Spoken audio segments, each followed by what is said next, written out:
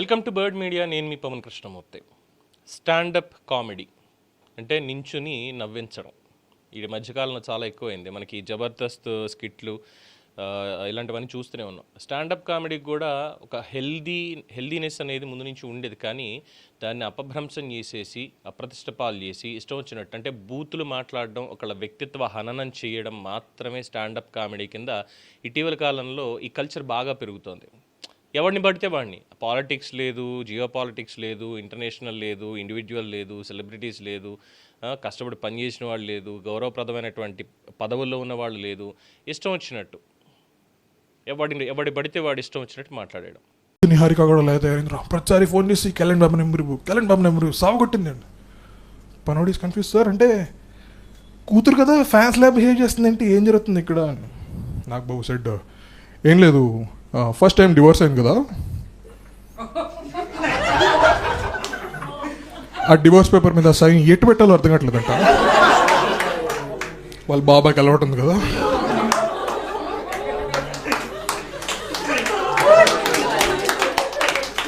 Pawan Kalyan fans 2 times. Thank you correct చేసుకోవాలండి, మళ్ళీ వాళ్ళు కొడతారు. సి డివోర్స్ అవ్వడం అనేది జోక్ కాదు. First of all I have to clarify that. Like ఎందుకు డివోర్స్ అయింది అనేది పక్కన పెట్టండి. Like there can be multiple personal reasons why they got divorce. But my joke is, నేను కానీ నిహారిక సిచ్యువేషన్లో ఉంటే నేను కూడా కళ్యాణ్ బాబుకే ఫోన్ చేస్తా. ఎందుకంటే ఇంట్లో మోస్ట్ ఎక్స్పీరియన్స్డ్ ఎవరు చెప్తారు కదా, బాబాయ్ చెప్తావా లెఫ్ట్ సైడ్ పెడతారా రైట్ సైడ్ పెడతారా. Pawan Kalyan will be like, పాప అమ్మాయిలు లెఫ్ట్ సైడ్ పెడతారమ్మా, నేను రైట్ సైడ్ 2 సార్లు పెట్టాను. One thing I learned from Pawan Kalyan is how to divorce your wife. And that is a talent. Men should learn it. Talent ఎందుకంటే like all the divorces are happy breakups. Yeah. Happy breakups అంటే ఏంటి, ఒకప్పుడు ప్రేమించుకొని పెళ్లి చేసుకున్నాం, ఇప్పుడు విడిపోయి సంతోషంగా ఉన్నాం. That is the version everybody has కదా. అన్యాయం జరుగుంటే మనకి ఈ పాటికి తెలిసిపోయేది. Like one of the ex wife would have said, నాకు అన్యాయం జరిగింది, నా పిల్లని రోడ్ మీద వదిలేసాడని. Like somebody must have like said it by this time. In the world of divorces, be like Kalyan Babu, not Naresh. ఒక family వాళ్ళు ఎంత కష్టపడ్డారు, ఎంత కష్టపడి పైకొచ్చారు, ఏం చేస్తున్నారు, సమాజంలో వాళ్ళకు ఉన్నటువంటి పరపతి ఏంటి, దాన్ని కించపరిచేటువంటి విధంగా కొంతమంది దగుల్బాజీ సన్నాసులు స్టాండప్ కామెడీ పేరుతోటి ఈ మధ్య బయటకు వచ్చేసారు. ఒక 2 రోజుల క్రితం వాడి పేరు అనుదీప్ కటికల అంట, బోడిగుండోటి వేసుకొని దున్నపోతులా బలిసి ఇష్టం వచ్చినట్టు మాట్లాడుతున్నాడు. రామ్ చరణ్ గురించి, ఉపాసన గురించి, పవన్ కళ్యాణ్ గారు, వాళ్ళ ఫ్యామిలీ, కుటుంబ సభ్యులందరి గురించి, వాళ్ళ ఇంట్లో వాళ్ళ వ్యక్తిగతమైనటువంటి విషయాల గురించి. వాడికి తెలియట్లా ఆ వ్యక్తిగతమైనటువంటి విషయాలకి ఇంపార్టెన్స్ ఇచ్చి ఇష్టం వచ్చినట్టు పేలాపలను పేలి ఉన్నారు కాబట్టే 151 సీట్లు ఇచ్చినటువంటి జగన్మోహన్ రెడ్డి గారు 11కు పడిపోయారు. ప్రజలు ఆ విధంగా చేశారు. అంటే వ్యక్తిత్వ హననం చెయ్యకూడదు అనేటువంటి పాయింటే సుమా. సరే, అక్కడ జగన్ గారిది అప్రస్తుతం పక్కన పెడితే దాంట్లో మరి వీడిని ఏమనాలి? రోజు తిని బలిసి ఏ ఐటీ కంపెనీలో పనిచేస్తున్నాడో, ఎక్కడ పనిచేస్తున్నాడో, ఏం చస్తున్నాడో ఎవరికి అనవసరం. వాడి నోటి దురద మొత్తం తీర్చుకుంటున్నాడు ఇక్కడ. రామ్ చరణ్ ఎంత కష్టపడినప్పటికీ కూడా, అంటే రామ్ చరణ్ మొన్న ఈ మధ్యన 450 కోట్ల సినిమా RRRలో నటించాడు, అదొక్కటే ఆయనకు వచ్చింది. ఉపాసనని పెళ్లి చేసుకున్నాడు. ఉపాసన నెట్వర్క్ 2500 కోట్లు పెళ్ళైన మూమెంట్కి ఇప్పుడు దగ్గరగా 1,00,000 కోట్లు. అపోలో వాళ్ళ తాతగారిది అపోలో ఉంది, ఆ ఫ్రాంచైజ్ మొత్తాన్ని చూసుకుంటే నెట్వర్క్ అదో 75,000 కోట్లు, ఇప్పుడు 1,00,000 కోట్లు. ఎంత కష్టపడుతున్నా రామ్ చరణ్ డబ్బులన్నీ కూడా ఉపాసన దగ్గరికి వెళ్ళిపోతున్నాయట. ఇది వాడు వాగింది. తర్వాత నాగబాబు ఫోన్ చేశాడు.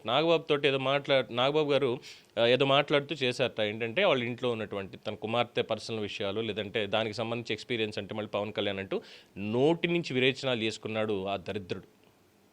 మరి ఏమనాలి వాడిని? ఒళ్ళు జాగ్రత్త పెట్టుకోవాలి. దీన్ని స్టాండప్ కామెడీ కూడా అనడానికి లేదు, ఇది స్టాండప్ టెర్రరిజం.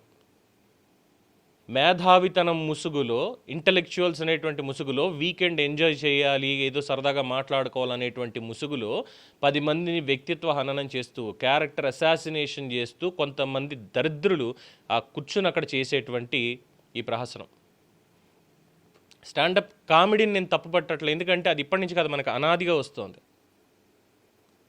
మన సంస్కృతి సాంప్రదాయాల్లో మన సాహిత్యంలోనే ఉంది ఈ స్టాండప్ కామెడీ అనేటువంటిది. ఆ వ్యంగ్యం కానీ, విరుపులు కానీ, భాషలో ఉండేటువంటి సౌలభ్యం కానీ, అందులో ఉండేటువంటి ఆ హాస్యం, ఇవన్నీ కూడా ఎంత అందంగా ఉంటాయి భాష కరెక్ట్గా అమెరితే. కానీ ఇలాంటి వాడు దీన్ని భాష అని కూడా అనకూడదు వీళ్ళు మాట్లాడేటువంటి దాన్ని. తెలంగాణలో బూతులు ఉన్నాయి, ఆంధ్రాలో క్యాస్టిస్టు, తెలంగాణలో ఫెమినిస్టు. ఆంధ్రాలో కులాలు ఒకటే, తెలంగాణలో బూతులు ఒకటే. మరి వీడిని ఏమనాలి? ఫ్యాన్స్ అయితే ఓపెన్గానండి, ఇది చట్టాన్ని చేతిలోకి తీసుకోవడమా ఇంకోట కానే కాదు. కానీ డెఫినెట్గా బయట ఫ్యాన్స్ అయితే క్లియర్గా చెప్తున్నారు, వాడు దొరికితే మాత్రం తాట తీసి వదిలిపెట్టడమే రోడ్డు మీద అని చెప్పి తిరుగుతున్నారు. వాళ్ళని కంట్రోల్లో ఉండండి బాబు, కొంచెం పోలీసులకి చెప్పి వాడిని అరెస్ట్ చేయించవచ్చు, ఇలా వ్యక్తిత్వ హననం చేస్తున్నాడు స్టాండప్ కామెడీ పేరుతోటి. అసలు ఇలాంటి స్టాండప్ కామెడీ క్లబ్స్ని ముందు బ్యాన్ చేసి పడదొప్పితే సరిపోతుంది అనేది కూడా చాలామంది చెప్తున్నారు. ఏం చేశారు రామ్ చరణ్ ఇప్పుడు మాట్లాడడానికి? ఇండస్ట్రీ బిగ్గెస్ట్ హిట్ మగధీర తన రెండో సినిమాతోటే ఇండస్ట్రీకి పెద్ద హిట్ ఇచ్చాడు. తన కష్టపడ్డాడు.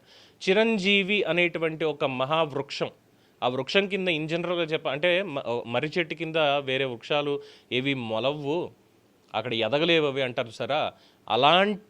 అలాంటి ఒక వటవృక్షం చిరంజీవి గారి కింద ఆయన తమ్ముడు పవన్ కళ్యాణ్ గారు వచ్చారు, ఆ తర్వాత రామ్ చరణ్, ఆ తర్వాత అల్లు అర్జున్, ఆ తర్వాత వరుణ్ తేజ్, ఇలా ఎంతోమంది వస్తూ ఉన్నారు. అది వాళ్ళలో టాలెంట్ ఉంది కాబట్టే. వాళ్ళు కష్టపడి మేము కూడా చిరంజీవి గారు అంత స్థాయికి వెళ్ళలేకపోయినా ఆయన చేసిన దాంట్లో కనీసం ఒకటో వంతైనా మేము సాధిస్తే మేము గొప్ప అని చెప్పుకోవచ్చు అనేటువంటి ఒక తపనతో వాళ్ళు కష్టపడి వెళ్తున్నారు. అలాంటి వాళ్ళని ఇలా స్టాండప్ కామెడీ పేరుతోటి వాళ్ళ కుటుంబానికి సంబంధించినటువంటి మాటలు ఇవన్నీ మాట్లాడటమా? మరి వీడిని ఏ చెప్పుతో కొట్టాలి? వాడు ఆకారం వాడు చూసుకున్నాడు ఎప్పుడన్నా అంటే? ఎస్, నేను కూడా వాడి వ్యక్తిత్వ హననమే చేస్తున్నాను ఇప్పుడు బేసిక్గా. అది వాడికి నచ్చచ్చు, నచ్చకపోవచ్చు. నేను వాడిని కూడా వ్యక్తిత్వ హననమే చేస్తున్నా, వాడి బాడీ షేమింగ్ చేస్తున్నా.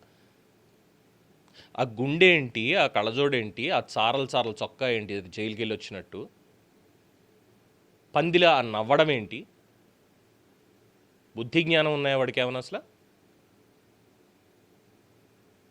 దీన్ని స్టాండప్ కామెడీ అంటారా? ముందు స్టాండప్ కామెడీ అన్న పేరుతోటి చండాలం చేసే వెధవలందరూ కూడా వెళ్ళి అసలు మన తెలుగు భాషలో ఉండేటువంటి హాస్యం ఎలా ఉంటుంది అనేది సి నారాయణ రెడ్డి గారిది ఆధునిక తెలుగు సాహిత్యంలో హాస్యం అనే పుస్తకం తగలడుతుంది. దాన్ని చదివి అర్థం చేసుకుని అప్పుడు చేసి చావండి. ఇది కూడా కాకపోతే మనకి అవధాన కార్యక్రమాలు జరుగుతాయి. ఈ అవధాన కార్యక్రమంలో అక్కడ కూడా స్టాండప్ కామెడీ ఉంటుంది. అవధాని గారిని కూర్చొని చాలామంది పృచ్ఛకులు ఉంటారు, అంటే క్వశ్చన్ చేసేవాళ్ళు అండి, సమస్యనిచ్చి పూరించమనేవాళ్ళు, పద్య రూపంలోనూ ఇంకో దాంట్లోనూ వాళ్ళని చెప్పమనేవాళ్ళు. వాళ్ళు చేస్తారు, దాన్ని కూడా స్టాండప్ కామెడీ అనొచ్చు. చాలా సునిశ్చితమైనటువంటి హాస్యం, ఆరోగ్యభరితమైనటువంటి హాస్యం ఉంటుంది. నవ్వుకోవడం పేరుతోటి అంటే కల్చర్ ఎలా నాశనం అయిపోతుంది అనడానికి ఇది కూడా ఒక ఉదాహరణ అండి. ఇక్కడ నేను మోరల్ పోలీసింగ్ చేయట్లేదు, నీతి ఎవరికి చెప్పట్లేదు. కాకపోతే ఏంటంటే నచ్చనిది నచ్చనిది అనేది ఆ రెండింటికి ఉంటుంది కదా డిఫరెన్స్. నాకు నచ్చలేదు కాబట్టి ఈ మాట అంటున్నాను. అలాంటి వాళ్ళు ఎంతోమంది ఉన్నారు అది చూసిన తర్వాత. చదువు సంస్కారం నేర్పాలి. మరి ఏం చదువుకుని వచ్చారో, అసలు చదువుకున్నారో చదువుకొన్నారో కూడా తెలియదు వీళ్ళకి. ఇంట్లో అమ్మ బాబు అచ్చోసిన ఆంబోతుల్లో రోడ్డు మీద వదిలేస్తుంటే వీకెండ్లు పబ్బులని ఇంకో చోటకని పోయి కూర్చుని తాగి తందనాలు ఆడుతూ ఈ స్టాండప్ కామెడీ అన్న పేరుతోటి ఈ దరిద్ర పనులు చేయడం. వాడు ఒక ఫ్యామిలీని మొత్తాన్ని క్యారెక్టర్ అసాసినేషన్ చేస్తూ ఉంటాడు దున్నపోతులాగా. కింద కూర్చొని గౌడిగేదిల్లాగా నవ్వుతూ కూర్చుంటారు. అక్కడ ఆడమగ తేడా లేదు. అక్కడ కూర్చుని ఆ వీడియోలో ఉన్నటువంటి వాళ్ళందరినీ వాళ్ళ ఇంట్లో ఒక్కొక్కరిని తీసుకెళ్ళి వాళ్ళ అమ్మా నాన్న ముందు ఇవన్నీ మాట్లాడుతూ ఉంటే వాళ్ళకి ఎలా ఉంటుంది? ఏముంది లేదు, దున్నపోతు మీద వాన పడ్డట్టే దులుపుకుని పోవడమే, ఇదే ఉంది వాళ్ళకి. బూతులా? వాళ్ళిద్దరు చక్కగా ప్రేమించి పెళ్లి చేసుకున్నారు, పెద్దలను ఒప్పించి చేసుకున్నారు, అన్యోన్యంగా ఉంటున్నారు, ఒక ఆదర్శమైనటువంటి జీవితాన్ని గడుపుతున్నారు. అటు ధార్మికంగా కావచ్చు, వ్యవహారికంగా కావచ్చు, 10 మందికి ఆదర్శంగా ఉన్నారు, 10 మందికి సేవ చేస్తున్నారు, వాళ్ళ పనులు వాళ్ళు చేసుకుంటున్నారు, వాళ్ళ భక్తిని చాటుకుంటున్నారు. ఇంత మంచిగా వాళ్ళు ఉంటే ఈ నోటి దురద ఎందుకు వీడికి? వాళ్ళ ఇంట్లో వాళ్ళకి సంబంధించి లేదంటే వాళ్ళ పర్సనల్ లైఫ్కి సంబంధించి అది నీకు కామెడీయా? I'm sorry to say this word. అప్పట్లో కుటుంబ నియంత్రణ ఆపరేషన్లను చేసేవాళ్ళు, చాలా పెద్ద దుమారం రేగింది. సీనియర్ ఎన్టీఆర్ యమగోళ సినిమా కూడా దాన్ని బేస్ చేసుకునే తీశారు అప్పట్లో ఇద్దరు వద్దు ఒక్కరు ముద్దు అని చెప్పి ప్రభుత్వమే పోస్టర్లు ఇవన్నీ రిలీజ్ చేసేది. ప్రతి ప్రభుత్వ ఆసుపత్రి దగ్గర, పోస్ట్ ఆఫీస్ దగ్గర, బస్ స్టాండ్లోనూ ₹5 డబ్బాలు పెట్టేది. నిరోధ్ అంటారు, అనకూడదు కానీ వీళ్ళ అమ్మాబాబు అది వాడి ఉండాల్సింది కొంచెం. నిజంగానే అంటున్నాయి మాట. అప్పుడు ఇలా ఉండేది కాదు, ఇలా మాట్లాడేవాళ్ళు కాదు. ఎందుకంటే దేనికన్నా ఒక లిమిట్ ఉంటుందండి. విమర్శ చేయొచ్చు, ఎవరి దగ్గర లోపాలు ఉన్నాయి, తప్పు ఉందంటే సద్విమర్శ చేయొచ్చు, తప్పులేదు. కానీ ఈ రకమైనటువంటి బరి తెగింపుకు దిగడం, వాళ్ళ కుటుంబం మొత్తాన్ని బజారుకి లాగడం ఇది కాదు. రాజకీయంగానైనా, సినిమా పరంగానైనా, సమాజ పరంగానైనా ఒకళ్ళని విమర్శిస్తున్నాము అంటే వాళ్ళు ఏదైనా తప్పు చేస్తుంటే, ఇది దీనివల్ల ఇగో ఇంత నష్టం జరిగింది అంటే అప్పుడు విమర్శిస్తాం, ఎందుకు చేశారు ఇది, ఆలోచన లేదా అని విమర్శిస్తాం. కానీ మరి ఇంత దిగజారుడుతనంతో కాదు. మరి వీడిని ఏమనాలి? సో అభిమానులు అయితే చాలా క్లియర్గా చెప్తున్నారు, జనసేన వాళ్ళు కేసు పెట్టడానికి ఆల్రెడీ సిద్ధమయ్యారు, ఆగ్రహం వ్యక్తం చేస్తున్నారు. బహిరంగంగా క్షమాపణ చెప్పి తీరాల్సిందే, చెప్పనటువంటి పక్షంలో చట్టపరమైనటువంటి పర్యవసానాలు ఎదుర్కోవాల్సి వస్తుంది, పోలీసులకి ఫిర్యాదు కూడా చేస్తాం అనేది చాలా క్లియర్గా చెప్పారు. సో వాడు ఇప్పటిదాకా అయితే ఆ పంది ఇప్పటిదాకా స్పందించలేదు. స్పందించకపోతే నిజంగానే పందిని కొట్టినట్టే కొడతారు, డౌట్ లేదు. ప్రేక్షకులు క్షమించాలి, నా భాష కొంచెం కటువుగానే ఉందని నాకు తెలుసు.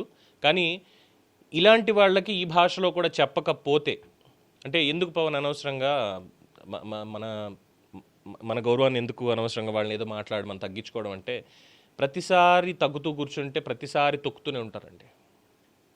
అన్నిసార్లు తగ్గక్కర్లేదు, ఎక్కడ తగ్గాలో అక్కడ తగ్గితే చాలు. ఇలాంటి వెధవల దగ్గర అస్సలు తగ్గాల్సినటువంటి పని లేదు. గతంలో కూడా ఈ ఏఐ వచ్చినప్పుడు ఇలాగే కొన్ని వీడియోలు, డైలాగులు రాసినటువంటి దగులుబాజీలు ఇప్పటికీ వస్తున్నాయి. ఇంకా కొన్ని ఛానళ్ళు ఏంటంటే అడ్డదిడ్డంగా అమ్మాయిల్ని లేదా మహిళల్ని కించపరిచేటువంటి విధంగా ఇష్టం వచ్చినట్టు క్రియేట్ చేసేసి ఇవన్నీ చేసిన దాని మీద జర్నలిస్టులను చాలామంది చాలా సీరియస్గానే రియాక్ట్ అయ్యాం. సో ఇలాంటి దాని మీద కూడా జర్నలిస్టులు రియాక్ట్ అవ్వాలి, పెద్దలు రియాక్ట్ అవ్వాలి దీనికి సంబంధించి. ఇంకోసారి ఇలాంటి పనులు చేయడానికి కానీ, ఇలాంటి మాటలు మాట్లాడడానికి కానీ భయపడాలి. దీని మీద మీ అభిప్రాయం తెలియచేయండి. చూస్తూనే ఉండండి ది బర్డ్ మీడియా.